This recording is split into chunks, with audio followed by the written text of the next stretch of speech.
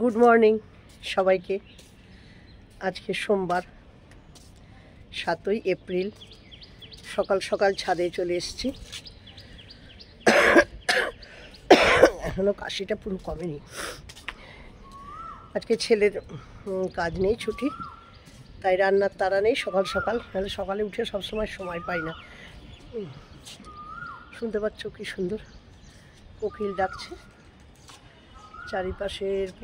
চারিদিকের পরিস্থিতিটা দেখো। সূর্যি মামা আজকে ভালোই তেজ, দেখেছ?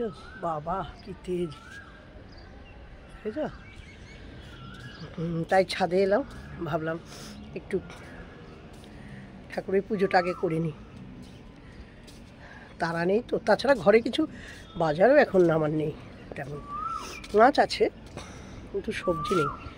শরীরের এখনও এনার্জি পাচ্ছি না বলে না, বাজারে যেতেও ভালো লাগছে না।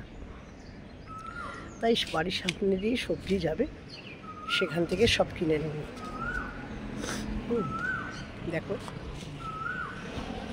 এটা আমার নতুন ফোন দিয়ে প্রথম শ্যুট করছি। আমি জানি না এখন, দেখি কেমন হয়। চলো তোমরা সারাদিন থাকো, আশা করছি এখন থেকে এবার দিতে পারবো ঠিক মতো। পুজোটা করে নিই।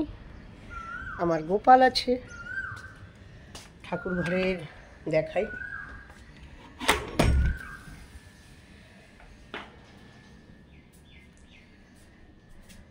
এই যে ঠাকুর ঘর। চলো তোমরা সাথে থাকো, সারাদিনে কি করি না করি যতটা পারবো দেখাবো। এই দেখো বন্ধুরা, চা বসিয়েছি, আর ওদিকে মটর থাকে না, মটর বসিয়েছি সিদ্ধ। চলো এবার ছাদে যাই, জামা কাপড় তুলতে হবে জানো। ছাদে যাই, চলো।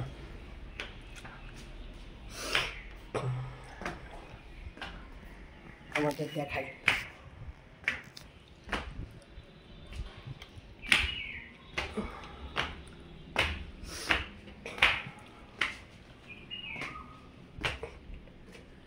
কি সুন্দর কোকিল ডাকছে, শুনতে পাচ্ছ? দেখো সূর্যটাকে তোমরা দেখো, আহারে কি সুন্দর। দাঁড়া, আমার ছেলেকে দেখবে, ও এখানে গেছে আইসক্রিম কিনতে। ওই দেখো, দাঁড়া দেখাই।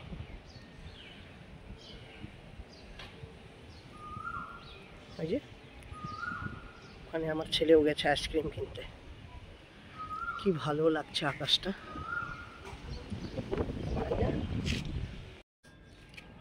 এই দেখো, দেখেছো খালি পায়ে চলে গেছে। এই একটা কিনবি?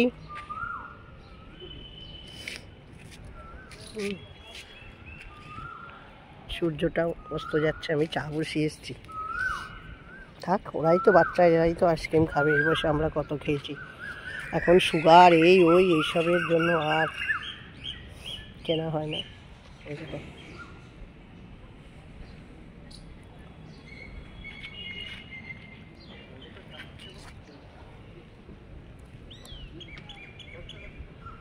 মটকা নাকি রে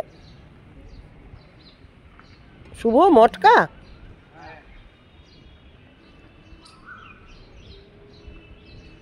কত করে? তাহলে 10 টাকা করে দুটো কেন। মটকা হলে খাই। না না না, বাবার সুগার, আমরা দুজনে খাবো না, একদম না। লোভেই আমরা শেষ হলাম জানো তো। দেখো জবা ফুলটা দেখো, কি ভালো লাগছে না? চলো নিচে যাই, দেখি চা হয়ে গেছে কিনা। এবার আইসক্রিম খাবো না চা খাবো।